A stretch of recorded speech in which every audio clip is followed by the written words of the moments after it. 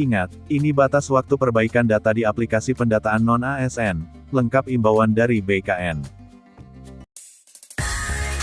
Sebelum Anda lanjut menonton video ini, jangan lupa like dan subscribe channel ini. Kabar baik bagi honorer atau non-ASN yang salah input data pada aplikasi pendataan non-ASN. Karena, pihak Kementerian Pan-RB memberikan kesempatan bagi para tenaga non-ASN untuk memperbaiki data pada pendataan non-ASN. Sebelumnya, pemerintah telah mengimbau seluruh instansi pemerintah untuk melakukan pendataan non-ASN, perihal tenaga non-ASN yang bekerja pada lingkungan instansi pemerintah. Hal itu sesuai dengan Surat Edaran Se-Kemenpan-RB pada tanggal 22 Juli dengan nomor B151M 2022 mengenai hal pendataan tenaga non-ASN di lingkungan instansi pemerintah.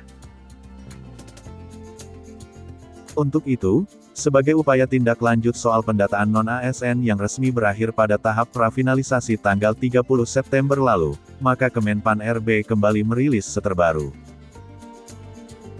Surat edaran itu dikeluarkan dengan nomor B1917 SM pukul 1/2022 mengenai hal tindak lanjut pendataan tenaga non-ASN di lingkungan instansi pemerintah. Berikut informasi soal batas waktu perbaikan data honorer pada tindak lanjut pendataan non-ASN tahun 2022. Sejalan dengan rilisnya surat edaran tersebut, masing-masing instansi kini sudah mengumumkan hasil pendataan non-ASN tahun 2022. Di mana hasil pendataan non-ASN oleh tiap instansi, Menpan-RB mengimbau pada masing-masing instansi, untuk segera melakukan verifikasi dan validasi kembali data tenaga non-ASN. Hal itu dimaksudkan untuk memastikan, data tenaga non-ASN sudah sesuai dengan Surat Edaran Menpan-RB B151M 2022 pada tanggal 22 Juli lalu. Adapun tenaga non-ASN yang datanya sudah diverifikasi dan validasi, harus diumumkan hasilnya pada portal resmi instansi atau papan pengumuman instansi selama 5 hari kalender. Di mana batas waktu paling lambat untuk instansi mengumumkan hasil verifikasi dan validasi yakni tanggal 8 Oktober lalu.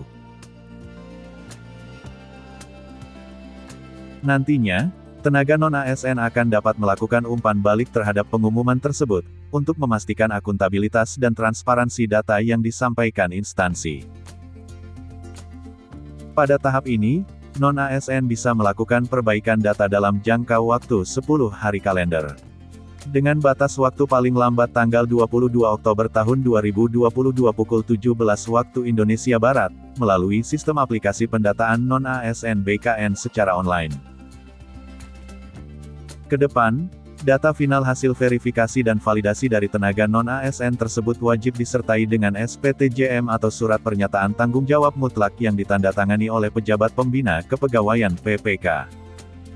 Selama batas waktu perbaikan data yang akan berakhir tanggal 22 Oktober maka tenaga non-ASN harus betul-betul memastikan bahwa data yang diunggah adalah benar.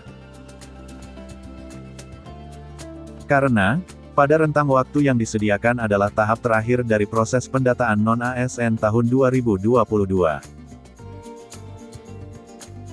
Adapun hal yang perlu diketahui oleh tenaga non-ASN berdasarkan Surat Edaran Menpan-RB No. B1917 SM pukul 1/2022 bahwa pendataan non-ASN bukan untuk mengangkat tenaga non-ASN menjadi ASN.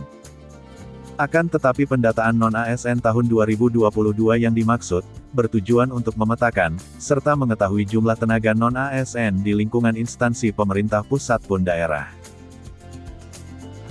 Demikian informasi yang dapat kami bagikan, semoga bermanfaat. Jangan lupa like dan subscribe ya. Terima kasih.